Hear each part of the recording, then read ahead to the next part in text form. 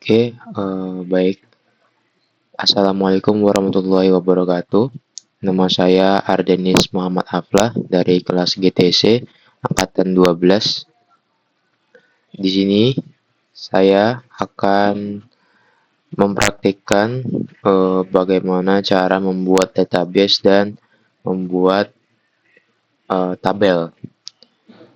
Sebelumnya, saya Ardenis Muhammad Aflah dari kelas GTC angkatan 12 2024 NRP 52246062. Baik, di sini saya sudah menginstal Exam ya. Namun untuk yang belum menginstal, kita bisa buka Google Chrome atau web browser lainnya. Lalu ketikkan Exam di sini. Nah, di sini kita klik yang link bagian atas di bagian download. Di bagian download kita cari versi yang paling baru. Ya, teman-teman bisa menggunakan versi yang 8.2.12 yang menggunakan PHP 8.2.12. Nah, kalian tinggal download executable yang 64 bit sesuai dengan sistem operasi teman-teman. Ya, di sini ada Linux browser Windows. Saya menggunakan Windows dan kebetulan saya sudah menginstalnya. Di sini saya langsung menjalankan saja, karena saya sudah punya examnya. Kita jalankan. Pertama kita jalankan dulu server Apache-nya. Lalu kita jalankan MySQL-nya.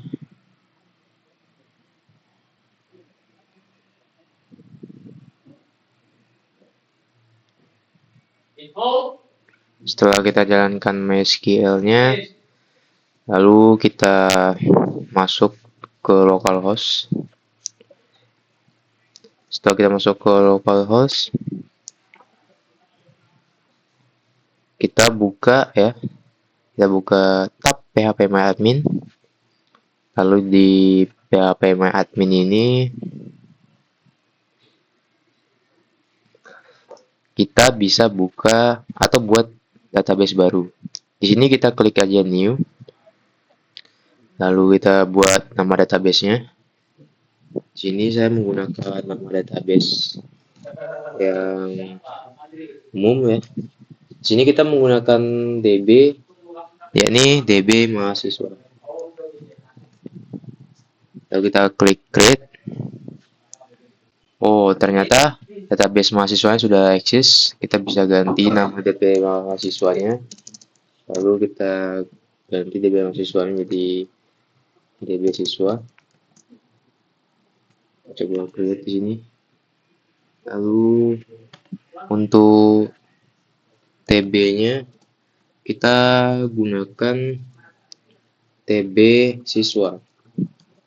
TB siswa ini akan menyimpan data-data penting untuk siswanya. Kita bikin 4 saja karena nanti juga bisa ditambah dan dikurang.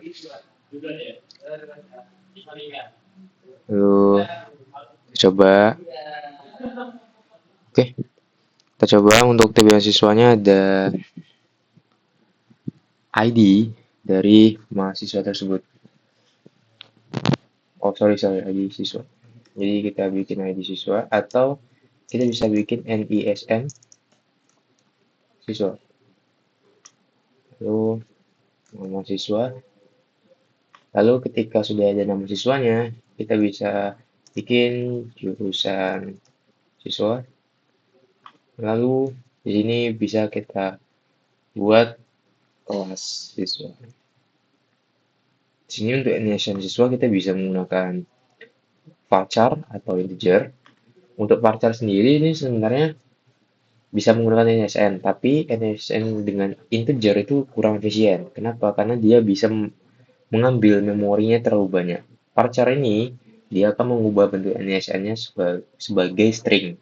Jadi tetap untuk representasinya angka, namun disimpan lebih efisien sebagai string. Di sini kita bisa bikin, kita cek dulu NISN siswa berapa ya. Jadi terdiri dari 10 digit ya. Oke, jadi kita bikin 10 digit. Jadi kita bikin 11 jadi biar aman. Jadi kayak dia bisa mengakses lebih dari 10 gitu ya. Nah, di sini kita menggunakan indeksnya adalah primary key.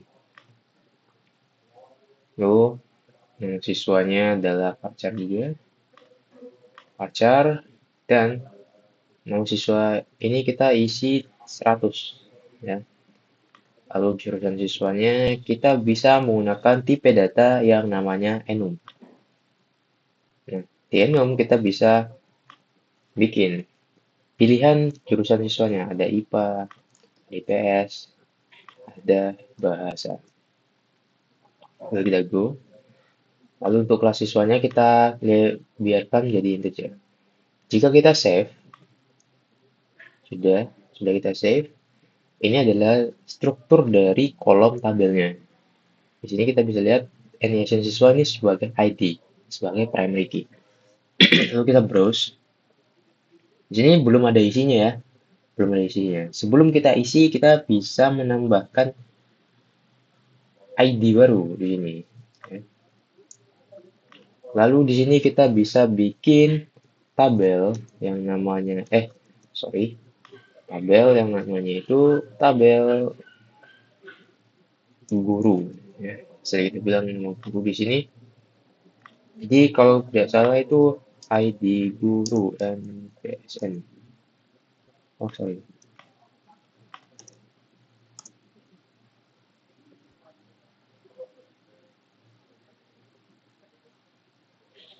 NIP ya, NIP guru berapa titik? Nah, ada 18 digit ya. Jadi NIP underscore guru. Nah, nick guru itu bisa gunakan integer, tapi menurut saya lebih disarankan menggunakan pajak. Jika karena NIP guru itu panjang dan ketika kita menggunakan integer dia dihitungnya sebagai sebuah angka, beneran angka yang nanti takutnya tidak sesuai dengan space integernya, tidak muat gitu. Sehingga pacarnya lebih aman gitu. Karena nanti 18 digit ya, biar aman kita bikin 19. Lalu untuk NIP guru sudah, terus nama guru, terus ada mata pelajaran guru. Lalu kita bikin di sini gaji atau jadwal guru. Oke, untuk NIP gurunya kita bisa menggunakan primary key di sini. Lalu untuk nama gurunya kita ganti dengan pacar menjadi nilai 100. Untuk mata pelajaran gurunya kita gunakan pacar juga, kemungkinan bisa 50 ya, panjang. eh, Mungkin nama mata pelajarannya panjang, maka kita gunakan amannya 50 gitu. Untuk jadwal gurunya kita bisa menggunakan date. Kita bisa menggunakan date time, timestamp, time, dan year. Ini saya coba untuk menggunakan date ya. Jadi gurunya mengajar jam berapa, tanggal berapa gitu. Kita bisa mengalokasikan date time ya, date time, save. Setelah kita save, ada dua tabel yang pertama itu tabel siswa, yang kedua itu tabel guru. Nah, untuk tabel guru dan tabel siswa ini kita bisa mengeditnya. Jika misalnya ada yang kurang, kita bisa menambahkan ya, tabel baru. Di sini kita bisa menambahkannya. Atau teman-teman bisa balik lagi. Kita juga bisa menghapusnya dengan fitur drop dan juga bisa memodifikasi kolom dari tabel kita dengan change. Oke, itu saja. Terus kita coba isi ya tabel siswanya. Kita coba insert MSN siswanya, kita tulis coba contoh MISN siswa.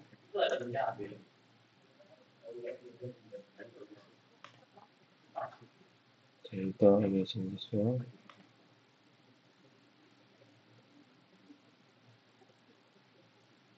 Oke,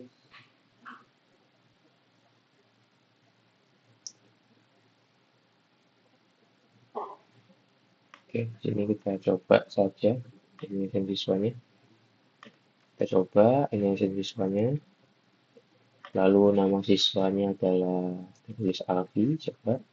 Jurnal siswanya kita bisa pilih IPA. Terus kelas siswa coba kelas 2 gitu ya. Sudah masuk. Kita bisa lihat. Kita isi sampai 5. Ya, Alfi, IPA 2. Kita insert. Kita bikin lagi. Sini 08. Nama siswa Antonio. Jurusan bahasa kelas 5. Coba terus ya, sudah terisi 2 data. Lalu kita bisa insert lagi di sini dengan NIP 9.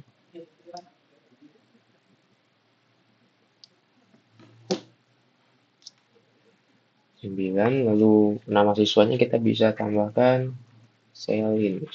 Lalu jurusan siswanya kita gunakan IPS, kelas siswanya kelas 6.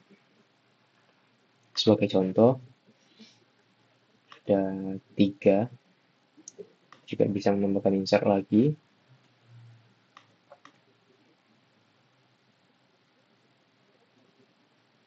Untuk animation siswanya kita bisa tambahkan 10. Namanya Ria dengan jurusan IPA kelas 5. Lalu di sini animation siswanya 11. Tiara jurusan IPA kelas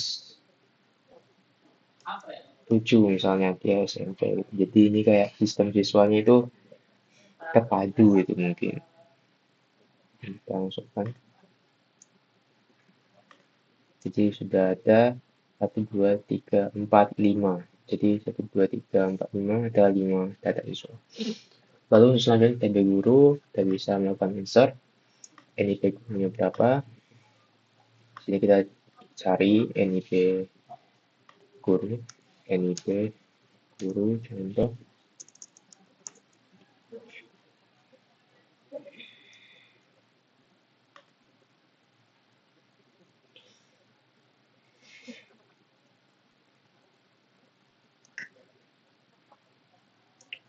Ini bisa menggunakan NIP yang ini. Bisa tulis di sini.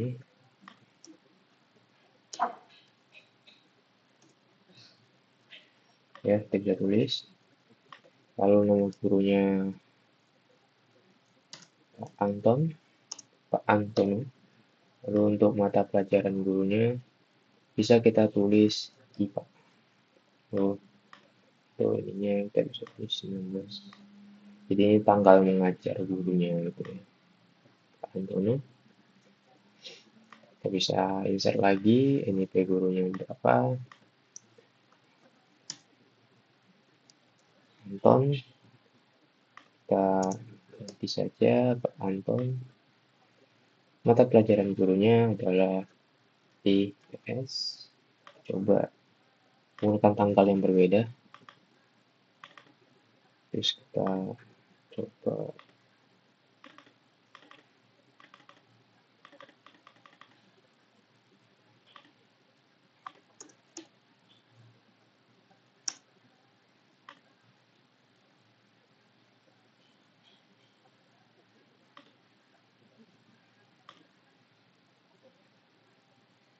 sini, terus kita insert lagi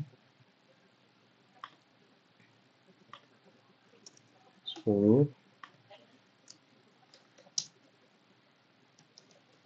Kita tambahkan kelas bahasa, mata pelajaran gurunya kelas bahasa. Lalu kita 21. di sini kita masukkan 11 untuk lalu kita mata pelajaran gurunya adalah IPA untuk jadwal gurunya terus 22 itu sudah berhasil. Jadi ini adalah sebenarnya representasi kode dari insert tadi. Jadi kita tinggal klik saja lalu terbuat kode ini dieksekusi oleh PHP adminnya sebagai SQL code. Nah, di sini kita coba untuk membuktikan. Nah, ini sudah ada 4 data, tinggal satu data lagi untuk mengepaskan menjadi 5, 11, sekarang di 12, nama gurunya adalah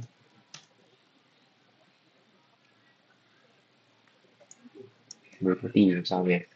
Lalu untuk mata pelajaran gurunya adalah IPA. Lalu untuk tanggal mengajarnya mungkin tanggal 26. Jadi ini sebagai kayak tanggal mengajarnya kapan dan jadwalnya. Sudah bisa sebenarnya juga bisa jamnya ya, jam, detik, dan lain-lain.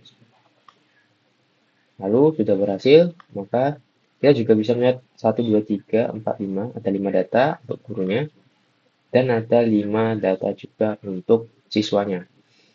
Nah, bagaimana untuk mengeditnya? Kita juga bisa mengeditnya dengan tekan tombol ini. Misalnya, Antono, kita bisa Antonio di sini. Kita save, lalu sudah berubah ke Antonio-nya.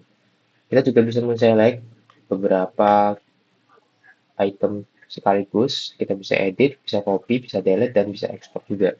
Dengan cara yang sama, jadi kita bisa delete isi dari baris tabelnya. Gitu. Siswa juga sama, kita bisa edit, misalnya